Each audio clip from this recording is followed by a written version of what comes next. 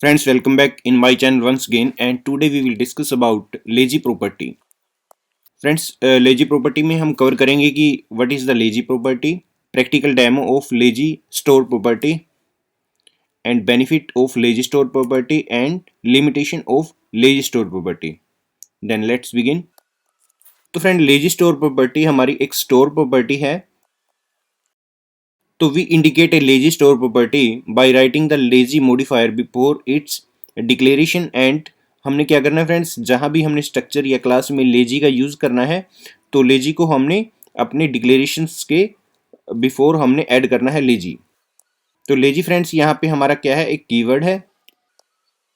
तो फ्रेंड्स क्या होता है कि all the property in structure and class by default store property. तो फ्रेंड्स, स्ट्रक्चर या क्लास में हम जितनी भी प्रॉपर्टीज डिक्लेयर करते हैं वो बाय डिफॉल्ट हमारी क्या होती हैं, स्टोर प्रॉपर्टी होती हैं। A lazy stored property is a property whose initial value is not calculated until the first time it is used। तो फ्रेंड, इसका मीन्स है जब तक हम लेजी प्रॉपर्टी को यूज नहीं करते हैं तब तक जो उसकी इनिशियल वैल्यू है वो कैलकुलेट नहीं होती है। तो फ्रेंड, अगर हम किसी क्लास या स्ट्रक्चर की बात करते हैं तो जैसे ही हम उसमें किसी वेरिएबल को डिक्लेयर करते हैं तभी हमारी जो मेमोरी है उसके लिए एलोकेट हो जाती है। बट अगर हम लेजी प्रॉपर्टी के केस की बात करते हैं तो लेजी प्रॉपर्टी में क्या होता है फ्रेंड, कि जब हम लेजी प्रॉपर्टी को यूज़ करते हैं उसके बाद ही हमारी जो मेमोरी है उस वेरिएबल के लिए एलोकेट होती है। तो फ्रेंड, अगर हम एक एग्जांपल से यहाँ पे अंडरस्टैंड करते हैं लेजी प्रॉपर्टी को, तो फ्रेंड अगर हम एक कार का एग्जांपल लेते हैं तो जैसे ही हम कार को यूज़ करते हैं तो जो हमारे कार के एक्सपेंसेस हैं पेट्रोल के वो इंक्रीज़ हो जाते हैं। बट अगर हम कार को यूज़ नहीं करते हैं तो उसका जो पेट्रोल के एक्सपेंसेस है उस पर कोई भी इफ़ेक्ट नहीं होता है। तो मीन्स कि फ्रेंड, कि जब हम कार को यूज़ करेंगे तभी हमारे जो पेट्रोल के एक्सपेंसेस हैं वो बढ़ेंगे। तो फ्रेंड, अगर हम कार को यूज़ नहीं करेंगे तो उसका जो हमारे पेट्रोल के एक्सपेंसेस है उस पर कोई भी इफ़ेक्ट नहीं होगा। तो फ्रेंड, यहाँ पे सेम वे में अगर हम लेजी प्रॉपर्टी को यूज़ करते हैं तो हमारी जो कंप्यूटर की मेमोरी है उस पर इफ़ेक्ट होगा। अगर हम लेजी प्रॉपर्टी को यूज़ नहीं करेंगे तो हमारी जो कंप्यूटर की मेमोरी है उस पर इसका कोई इफ़ेक्ट नहीं होगा। तो फ्रेंड, प्रैक्टिकल चेक करते हैं कि लेजी को हमने कैसे यूज़ करना है।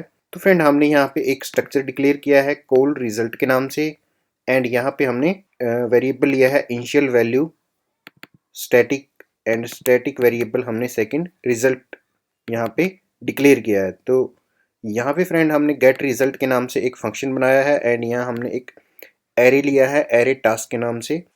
एंड एरे टास्क में फ्रेंड हमने क्या करना है, आई की वैल्यू को अपेंड करना है फॉर लूप में। तो फ्रेंड, यहाँ पे जो हमारी इनिशियल वैल्यू है, इनिशियल वैल्यू हमारी 1 है, एंड जो हमारा फॉर लूप होगा फ्रेंड वो 1 से 6000 तक एग्जीक्यूट होगा, एंड आई की एवरी वैल्यू को वो अपेंड करेगा एरे टास्क में। तो फ्रेंड, यहाँ पे जो रिजल्ट है, रिजल्ट हमारा क्या है, एक इंटीजर टाइप का हमने एक स्टैटिक वेरिएबल लिया है। तो फ्रेंड, यहाँ पे जो एरे टास्क का जो फर्स्ट एलिमेंट होगा एरे का वो असाइन करेंगे हम रिजल्ट में, एंड रिजल्ट को यहाँ से हम रिटर्न करेंगे। तो फ्रेंड, सेकंड जो हमने स्ट्रक्ट लिया है वो हमने लिया है टेस्ट लेजी के नाम से, एंड इस टाइप से हम यहाँ पे लेजी प्रॉपर्टी को डिक्लेयर करेंगे। तो फ्रेंड, यहाँ पे जो एबीसी है, एबीसी हमारा एक लेजी टाइप का वेरिएबल का नाम है जो कि हमने इंटीजर टाइप का यहाँ पे डिक्लेयर किया है। एंड फ्रेंड, जो हमारा कॉल रिजल्ट है वो हमारा फर्स्ट स्ट्रक्चर जो हमने डिक्लेयर किया है, एंड गेट रिजल्ट हमने यहाँ पे जो स्टैटिक टाइप का फंक्शन लिया है उसको कॉल किया है, एंड यहाँ पे हम ऑब्जेक्ट क्रिएट किया है हमने टेस्ट लेजी की। तो फ्रेंड, हमने यहाँ पे स्टैटिक वेरिएबल लिया है। तो फ्रेंड, अगर आपने स्टैटिक वेरिएबल को हम कैसे यूज़ करते हैं या हम स्टैटिक फंक्शन को कैसे यूज़ करते हैं, तो फ्रेंड अगर आपने स्टैटिक वेर या स्टैटिक फंक्शन का भी यूज़ नहीं किया है तो फ्रेंड मैंने इस पर एक सेपरेट लेक्चर बना दिया है, एंड डिस्क्रिप्शन बॉक्स में मैंने लिंक दे दिया है तो आप वहाँ से चेक कर सकते हैं। तो फ्रेंड, अभी के लिए स्टैटिक वेरिएबल मीन्स कि वो स्टैटिक वेरिएबल वो होते हैं फ्रेंड जो हम डायरेक्टली स्ट्रक्ट या क्लास के नाम से यूज़ कर सकते हैं विदाउट उसका ऑब्जेक्ट क्रिएट किए। तो फ्रेंड, यहाँ पे हम लर्न करेंगे लेजी के बारे में। तो लेजी को फ्रेंड हम इस टाइप से डिक्लेयर करते हैं। तो फ्रेंड, लेजी प्रॉपर्टी को हमने, मैं यहाँ पे कॉपी करता हूँ, एंड अगर मैं लेजी प्रॉपर्टी को स्ट्रक्ट के आउटसाइड डिक्लेयर करता हूँ तो फ्रेंड ये हमें एक एरर मैसेज शो करेगा कि हम इसको स्ट्रक्ट या क्लास के अंदर ही डिक्लेयर कर सकते हैं। तो फ्रेंड, स्ट्रक्ट या क्लास के अंदर ही हम लेजी प्रॉपर्टी का यूज़ कर सकते हैं, आउटसाइड क्लास या स्ट्रक्चर हम लेजी को यूज़ नहीं कर सकते हैं। तो सेकंड फ्रेंड जो लेजी प्रॉपर्टी होती है, लेजी के साथ हमने ऑलवेज वेयर का यूज़ करना है। तो फ्रेंड यहाँ पे अगर मैं लेट का यूज़ करूँगा तो ये हमें एक एरर मैसेज शो करेगा कि हम लेजी को लेट के साथ यूज़ नहीं कर सकते हैं। तो फ्रेंड हमने यहाँ पे ऑलवेज वेयर का यूज़ करना है। तो फ्रेंड लेजी प्रॉपर्टी की वैल्यू किसी और प्रॉपर्टी की वैल्यू पे डिपेंडेंट है, तो यहाँ पे हम इसके रिजल्ट को कैलकुलेट करते हैं, देन उसके बाद हम इसकी वैल्यू को असाइन करते हैं। तो फ्रेंड लेजी प्रॉपर्टी को अगर मैं यहाँ से रिमूव करता हूँ अभी एंड तो फ्रेंड हम इसको रन करते हैं अभी।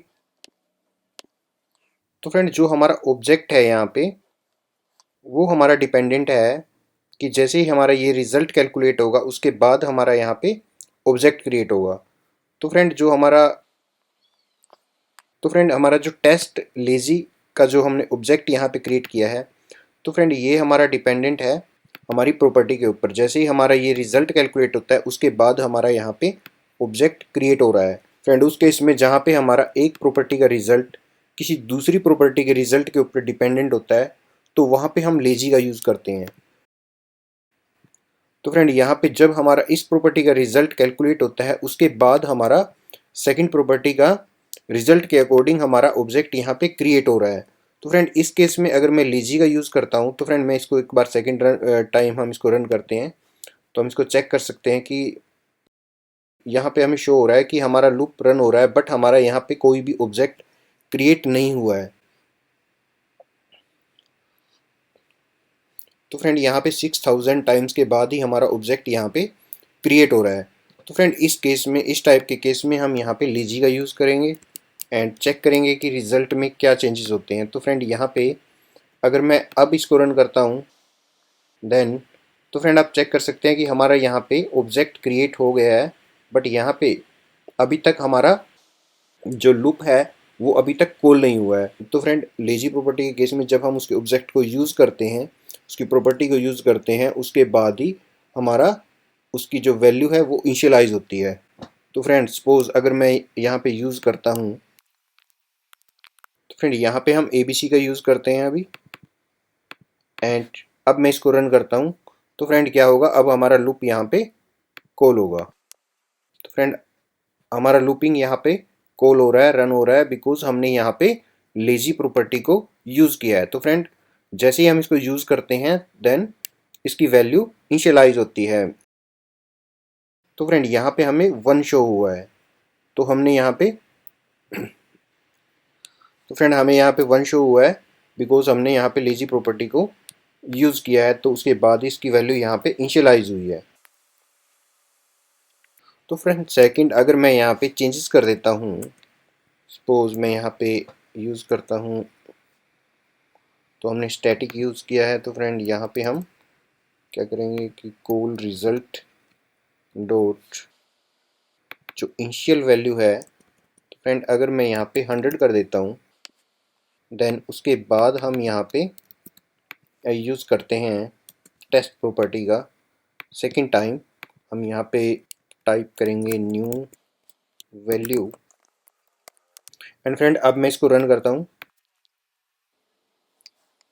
तो फ्रेंड हमारा यहाँ पे लूपिंग रन हो रही है एंड यहाँ पे हमारा ऑब्जेक्ट क्रिएट हो गया है। तो जैसे ही फ्रेंड ये हमारा लूप कंप्लीट होता है तो उसके बाद हमारा यहाँ पे ये हमारा प्रिंट होता है 1 एंड ये हमारा जो हमने इसकी सेकंड वैल्यू इनिशियलाइज की है, तो फ्रेंड उसमें कोई चेंजेस नहीं हो रहा है, तो सेकंड टाइम भी हमारा यहाँ पे 1 ही यहाँ पे शो हुआ है। तो फ्रेंड लेजी के केस में क्या होता है कि लेजी के केस में हम जो लेजी प्रॉपर्टी की वैल्यू है वो हम एक ही बार सेट कर सकते हैं, मल्टीपल टाइम हम लेजी के केस में वैल्यू सेट नहीं कर सकते हैं। तो यहाँ पे हमारी जो वैल्यू है इनिशियल वैल्यू वो यहाँ पे हमारी चेंजेस नहीं हो रहे हैं बिकॉज यहाँ पे हमने लेजी का यूज़ किया है। तो फ्रेंड अगर मैं यहाँ पे लेजी का यूज़ नहीं करता हूँ एंड अब मैं इसको रन करता हूँ, तो फ्रेंड हमें ये भी यहाँ पे रिमूव करना है एंड यहाँ पे हमने इसको भी रिमूव करना है, देन अब हम इसको रन करेंगे।